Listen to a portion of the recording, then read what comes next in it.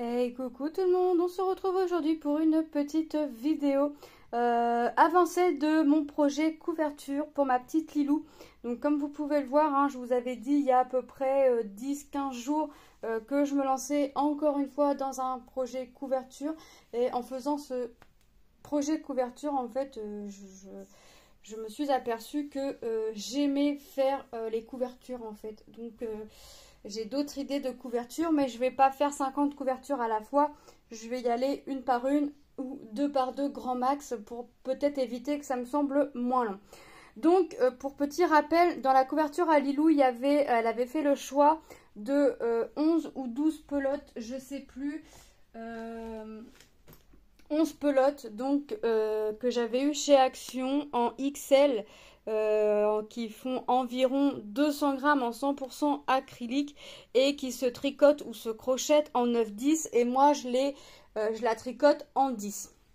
Voilà, donc pour petit rappel, donc là j'ai commencé la couverture, hein, donc la couverture commence par cette couleur là et se terminera par cette couleur là. J'en fais un petit peu tous les jours et là je suis arrivée à environ 81 cm. J'ai pris du bord de la couverture jusqu'à à peu près à ras de l'aiguille, hein, parce que j'ai pas compté ce qu'il y avait sur l'aiguille, ce qu'il y a l'épaisseur de l'aiguille.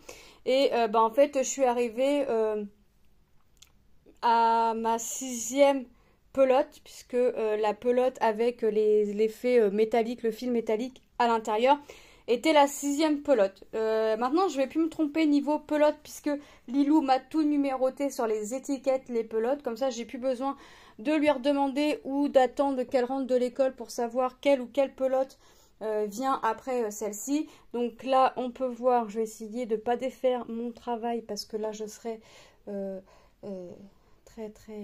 très énervée. Donc là, tout ça là c'est du raccord de fil, donc ça on verra pas, hein, parce qu'elle se prend de l'autre côté. Donc soit elle laissera comme ça, je lui demanderai, soit elle laisse comme ça, soit je viendrai mettre un tissu derrière, mais il y a de fortes chances qu'elle laisse comme ça, puisqu'elle aime bien le petit rappel qui arrive ici, en fait, le petit rappel là qui vient comme ça, elle aime bien. Donc voilà, là j'ai fait 1, 2, 3, 4, 5, 6 couleurs, donc là je suis à la 6e couleur. Donc je vais essayer de... On ne voit pas directement la largeur. Et je vous avouerai que j'ai pas pensé à mesurer la largeur. Donc vous voyez déjà ce que ça fait. Alors, je fais que du point mousse, hein, parce que j'aime bien le point mousse. C'est pas trop long, c'est pas compliqué. Et franchement, c'est assez rapide à faire. J'en fais un peu tous les jours. Alors je vais en faire... le soir avant de me coucher, ça c'est sûr que j'en fais, j'avance. Lilou s'est amusée, je me suis amusée à mettre la couverture par terre au niveau des pieds à Lilou. Et Lilou, elle est petite, elle fait 1 mètre, je sais plus combien, 1 m 30, ouais, quelque chose comme ça. Parce qu'à l'école, se sont amusés à se mesurer. Lilou fait 1 m 30 et la couverture fait déjà 81 cm. Et je l'ai posée au niveau, à ras de ses pieds, hein, au sol.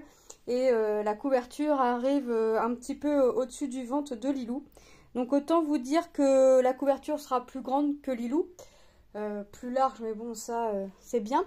Mais Lilou qui est frileuse, ça va être très bien pour elle. Donc elle a hâte que la couverture se termine. Forcément, j'ai ma petite Manon qui m'en a demandé une autre. Je l'ai commencé, je vous ferai une vidéo de la couverture de Manon pour vous en parler. Mais là, franchement, la couverture est top, j'aime bien. Alors là, les fils, tout ça, c'est des raccords de fils. Il faut que je vienne cacher mon fil à l'intérieur.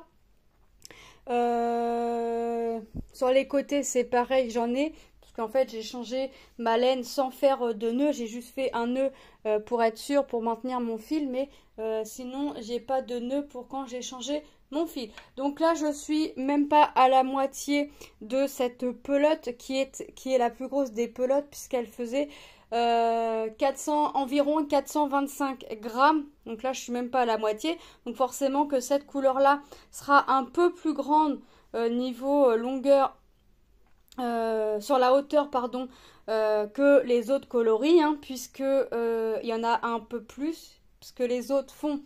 je sais plus combien je vous ai dit, environ 200 grammes. Là, elle en fait 225 grammes de plus environ. Donc cette couleur-là fera l'équivalent de 2 couleurs de laine en fait. Ça fera l'équivalent de cette couleur-là et cette couleur-là. Vous voyez? Ça fera l'équivalent de ça. Donc j'ai encore pas mal de boulot avec cette pelote. Je vais vous remontrer les pelotes que Lilou avait choisies. Hein. Je suis contente. Je vois mon sac se vider et je vois mon sac. Je peux refermer mon joli sac que mon mari m'avait offert. Hop. Voilà. Donc, après la 6e, donc après celle que je suis en train de faire, ce sera celle-ci. Je vous rappelle qu'il y avait 2 pelotes que Lilou avait choisies différemment. Donc, la violette, celle-ci, on la verra qu'une seule fois. Et la 10e, c'est pareil, on la verra qu'une seule fois. Donc après, c'est celle-ci. Donc je fais les pelotes entières. Je vais jusqu'au bout de mon fil. Donc la 7e, la 8e, elle est où? Là. Donc Lilou a écrit ses chiffres sur les pelotes. C'est Lilou qui a écrit. Donc la 8e. Ça, c'est une couleur que j'ai déjà mise. 7, 8, ce sont des couleurs que j'ai déjà mises. 9, celle-ci. Celle-ci, c'est pareil, elle a déjà été mise. Mais franchement, voilà, c'est Lilou qui a choisi ses couleurs. Je pensais qu'elle aurait pris 2 couleurs. Non, non, Lilou ne fait pas les choses à moitié. Elle met 2 couleurs pareilles.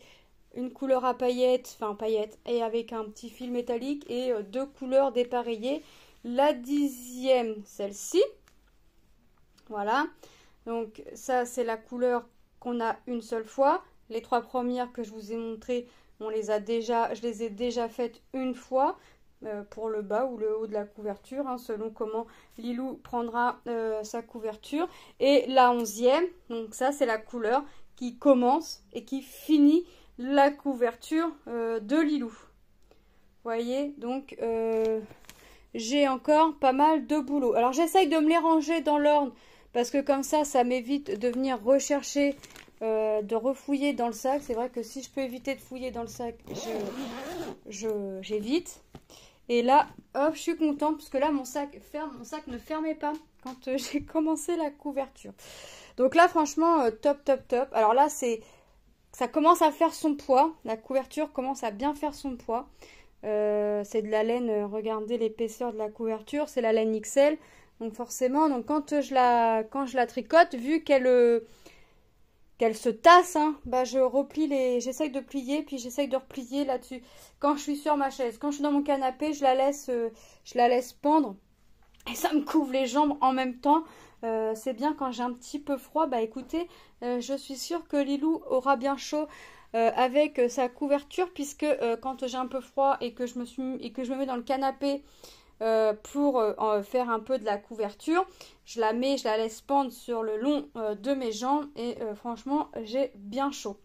Ça me fait même tout froid quand j'arrête et que j'enlève la couverture de mes jambes. Bah, écoutez, moi je suis contente pour le moment de mon avancée.